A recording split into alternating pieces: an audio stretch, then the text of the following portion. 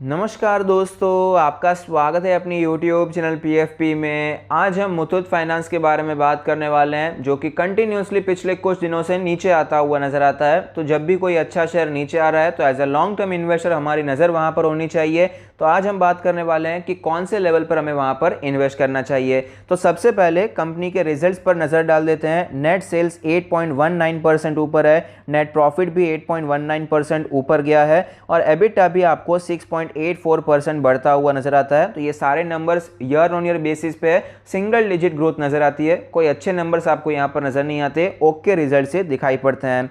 Company के loan breakup के बारे में बात करें तो जैसे कि हम सभी को पता है, ये गोल्ड लोन फाइनेंसिंग कंपनी है। 91.1% की लोन ब्रेकअप गोल्ड लोन है, हाउसिंग लोन है 2.1% और अदर्स है 5.2%। बोरोविंग्स के बारे में बात करें तो इंडिया में 78.8% की बोरोविंग्स है और आउटसाइड इंडिया 21.3% की बोरोविंग्स नजर आती है। फंडामेंटल रेशियोज के बारे में बात करें, ROE 24% है जो कि 5 ईयर एवरेज से ऊपर है, ROC 22% है जो कि 5 ईयर एवरेज से नीचे जाती हुई नजर आई है। तो ये एक अच्छी बात नहीं है। नेट प्रॉफिट मार्जिन बहुत ही बेहतरीन है, 33% का नजर आता है जो कि अपने 5 ईयर एवरेज से ऊपर जाता हुआ नजर आया। डेट टू इक्विटी के बारे में बात करें 3.2 है। जनरली अगर 1 का डेट टू इक्विटी रेशियो होता है तो बहुत ही ज़्यादा संभल जाना चाहिए, इन्वेस्टमेंट को फिर से एनालाइज करना चाहिए। लेकिन ये फाइनेंस कंपनी है, यहाँ पर डेट इक्विटी रेशियो ज्यादा ही होता है, ये सारा कामकाज इसी पर चलता है।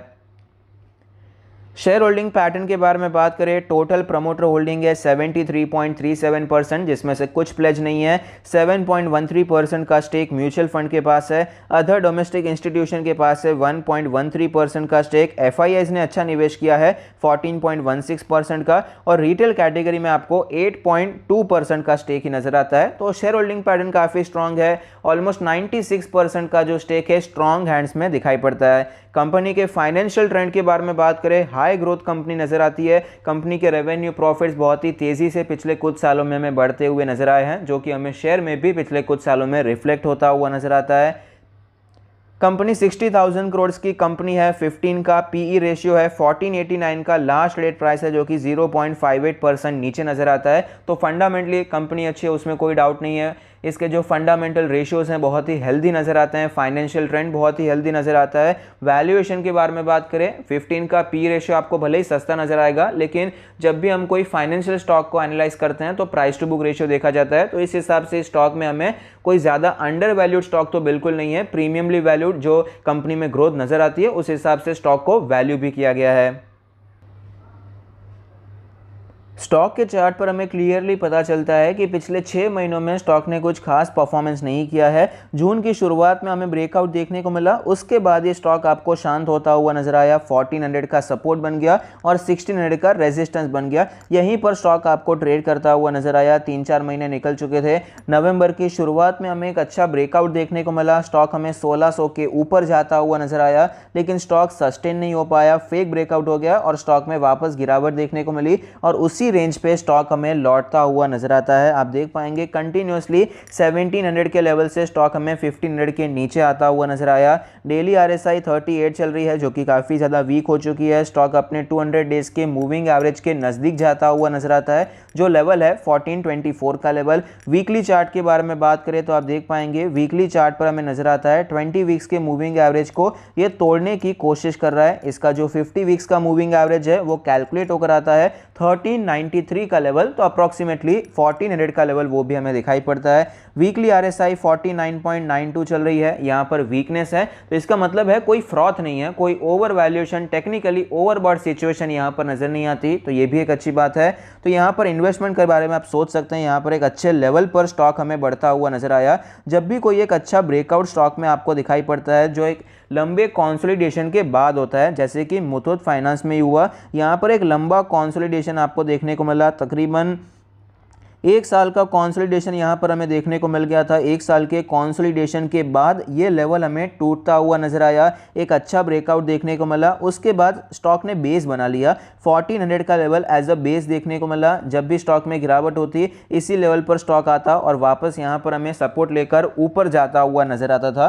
तो ये level as a strong support हमें दिखाई पड़ेगा। 1400 के जोन में आप खरीदारी करने के बारे में सोच सकते हैं। एक बेहतरीन कंपनी है, टेक्निकली भी आपको इसका जो लॉन्ग टर्म ट्रेंड है बहुत ही अच्छा नज़र आता है। तो यहाँ पर आप 1400 के जोन में खरीदारी करने के बारे में सोच सकते हैं।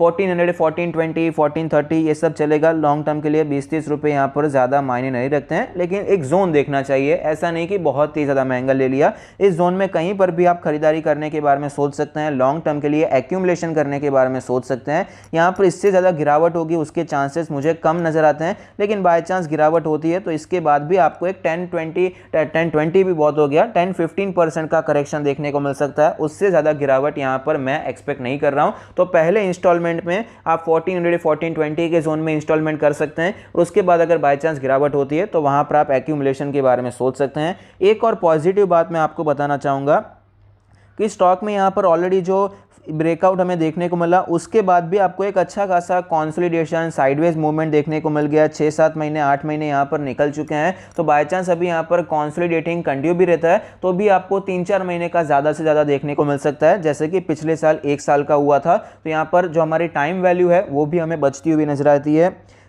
पहले मेरा मानना था कि स्टॉक में और गिरावट हो सकती है, स्टॉक हमें 1350 पे या 1300 पे खरीदना चाहिए, लेकिन ऐसा नहीं हुआ। स्टॉक ऊपर गया, वापस उसी लेवल पर आ चुका है। तो यहाँ पर एक्चुअली तो हमारा टाइम वैल्यू बच गया, हमारा पैसा ब्लॉक नहीं हुआ था, फिर से यहाँ पर हमें इन्वेस्टमेंट करने का मौका मिल चुका है। तो यहाँ पर आप करंट मार्केट प्राइस ये जो 1400 के आसपास है, वहाँ पर आप लॉन्ग टर्म के लिए इन्वेस्टमेंट करने के बारे में सोच सकते हैं। Thank you, stay happy, happy investing.